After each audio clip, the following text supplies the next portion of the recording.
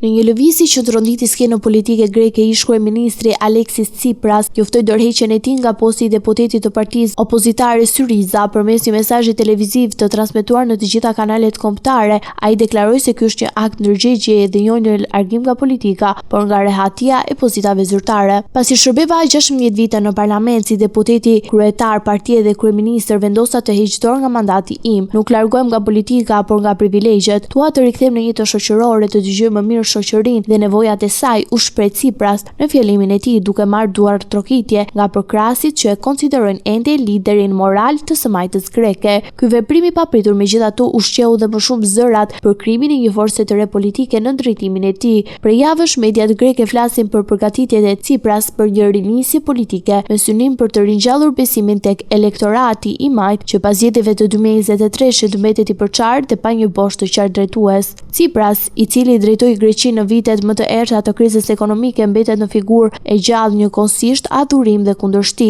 Në vitin 2015 ai erdhi në pushtet me premtimin për t'i dhënë fund masave shtrënguese të imponuara nga kreditorët ndërkombëtar, kur u detyrua të pranojë një marrëveshje të re shpëtimi që shumë kush e pasi tradhti ndaj premtimeve të tij. Megjithatë, dhe pas rënies së Syrizas, ai mbeti një nga politikanët më të ndjekur në vend me ndikimin më të fortë në opinionin publik. Dorëheqja e tij vjen në një moment kur sondazhet tregojnë një interes të moderuar, por të qëndrueshëm në një projekt të ri politik të udhëhequr prej tij. Vetëm 19% e qytetarëve grek shprehen pozitivisht ndaj kësaj ideje, por kjo shifër përkon me rezultatin që Syriza mori në zgjedhjet e fundit në drejtimin e Tsiprasit dhe nuk është shumë larg nga 22% që aktualisht regjistron Partia Konservatore në pushtet sipas sondazheve të fundit. Analistët politik në Athinë theksojnë se hapi sot mund të jetë preludi i një rikthimi të ri në skenën politike në një moment kur e majta greke dhe më e përçarë se kur, me 9 parti që e ndajnë vendet në parlament dhe një elektorat gjithnjë më të zhgënjur, dorëheqja e Tsiprasit shihet si një përpjekje për të rilindur një alternativë të fortë të progresit jashtë strukturave të tradicionale të Syrizas. Në fund të fjalimit, ish kryeministri nuk fsheu që synon të mbetet pjesë e jetës publike, por me një qasje të re.